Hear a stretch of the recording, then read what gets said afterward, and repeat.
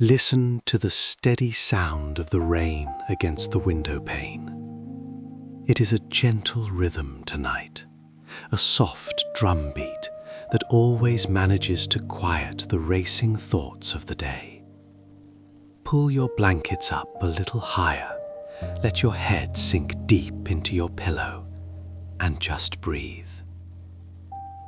I am 72 years old now, and the world has changed so much since I was a young man. Things move faster now, always rushing towards the next moment. But tonight, there is nowhere you need to be. There is nothing you need to figure out. Just close your eyes and let me share a memory with you, a very sweet memory from a long time ago. It is a story about a quiet town, a sudden storm, and the sweetest summer of my entire life. When I was 24, I lived in a tiny apartment above a bakery on a cobblestone street. My life back then was very simple and, if I am being honest, a little bit lonely. The apartment always smelled of rising yeast, melted butter, and sweet cinnamon. It was a comforting smell to wake up to, but the rooms themselves were very quiet. I spent my days working at the local library, a grand old building made of dark wood and filled with thousands of books. I loved my job. I loved the smell of old paper and the hushed whispers of the people browsing the aisles. But often, when my shift ended and I walked home, the silence of my own life felt a little too heavy. There was a young woman who used to visit the bakery every Tuesday and Thursday morning. I noticed her immediately. In a town where most people wore dull grey coats and kept their heads down, she was a burst of colour. She always wore a bright yellow raincoat, no matter what the weather looked like. She told the old baker once that she wore it because the colour yellow made her feel like she was carrying a piece of the sun with her. I happened to be buying my morning loaf of bread when she said it, and from that day forward, I could not help but look for that bright yellow coat moving through the crowded streets.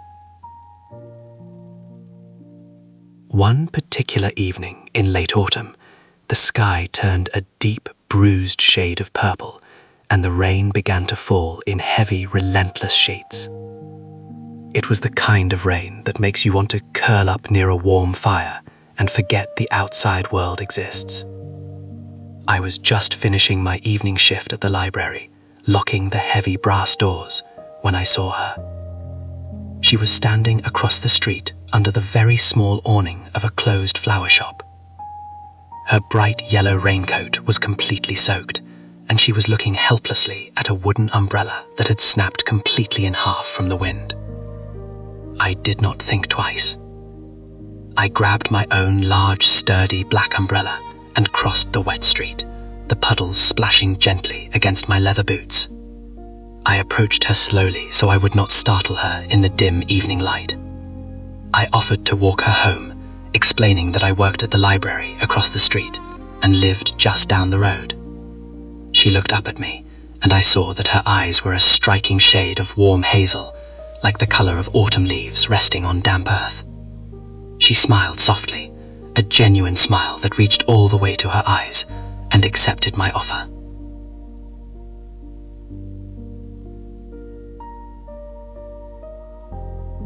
We walked together in complete silence for the first few blocks.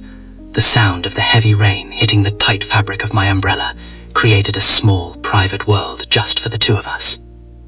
The streetlights reflected off the wet pavement, casting a golden glow around us. It felt incredibly peaceful, as if the storm had washed away all the noise of the town.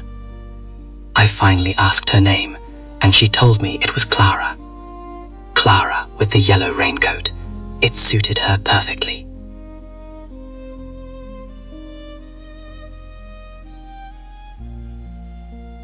On the very edge of town, in a small house with a wide wooden porch and a garden full of wildflowers that were currently bowing under the weight of the rain.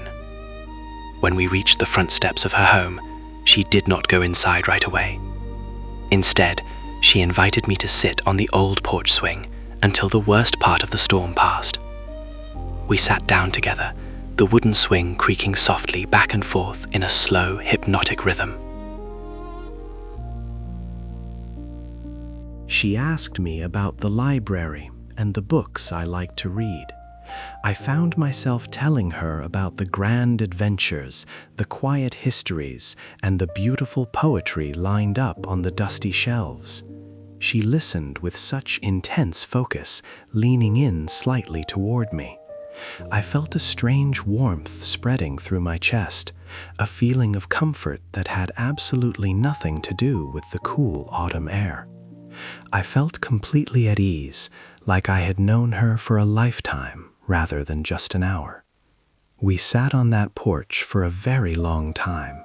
The heavy rain eventually slowed to a gentle musical drizzle, and the frogs in the nearby creek began their evening song. Clara told me that she was an illustrator, spending her long days drawing pictures for children and their storybooks. She described her sketches of talking animals, hidden tree houses, and magical forests. I could picture every single line and color just from the gentle way her voice danced around the words. I realized in that quiet moment that I did not want the evening to end. I did not want to go back to my empty apartment above the bakery. But the night was growing very late, and the air was getting colder. I stood up to leave, and she walked me to the edge of the wooden porch. She thanked me for sharing my umbrella and for keeping her company. I told her it was the best walk home I had ever experienced in my life. As I turned to walk down the steps, she called out my name softly.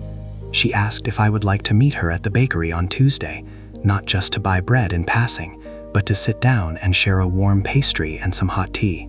My heart did a foolish, wonderful little leap in my chest. I told her I would love nothing more in the world. That rainy Tuesday was the beginning of everything good in my life. We sat in the small corner booth of the bakery, sharing a large cinnamon roll and talking until the baker gently tapped on our table to tell us he was closing for the afternoon. That Tuesday turned into Thursday, and Thursday turned into long weekends spent wandering through the town park, sitting on green benches and watching the clouds roll by. We learned every tiny detail about each other in those quiet months. I learned that she hated the taste of bitter coffee, but absolutely loved the rich smell of it in the morning. She learned that I could not carry a tune if my life depended on it, but I loved to whistle while I washed the dishes. Months turned into beautiful years, and that bright yellow raincoat eventually faded from the sun, but the way she smiled at me never changed. We eventually filled my apartment above the bakery with piles of books and walls covered in her beautiful, colorful illustrations. Every single time it rained, we would sit by the window, listen to the drops hitting the glass, and remember that evening under the broken umbrella. It became our own special tradition. It was a quiet, personal celebration of the storm that brought us together when we needed it most. Now, almost 50 years later, I sit here in a different house, listening to the same sound of the rain, and I am not lonely at all. The house is quiet, yes, but it is a deeply comfortable quiet. It is filled to the brim with a lifetime of sweet memories. Clara is resting gently in the room next door, the same steady rhythm in her breathing as the soft rain falling outside our window. Life moves so incredibly fast. It rushes by like a swollen river after a heavy storm. But if you are lucky, and if you pay close attention, you can find those perfect moments of stillness. You can find a beautiful memory that you can wrap around yourself like a thick, warm blanket when the night gets cold and the world seems too big. So, as you lay there tonight, listening to the sound of my voice and the steady rainfall, I want you to just think about the simple, beautiful things in your own life. Think about the comforting smell of fresh bread, the soothing sound of a porch swing, or the simple safety of a shared umbrella. Let those sweet, calming thoughts fill your mind completely. Let them chase away any lingering worries or stress from your day. The world and all its noise will still be there tomorrow, but you do not need to carry it tonight. For now there is only the rain, the quiet dark, and the peace of a good story. Drift away into the stillness now. Let the heavy, sleepy feeling in your eyelids take completely over. Rest well, knowing that there is so much sweetness in the world, just waiting quietly to be found. The rain is slowing down to a whisper now. It is the perfect, gentle sound for sleeping. My own eyes are getting heavy. Let the night wrap around you, safe and calm. Sleep softly now, and dream of the beautiful things.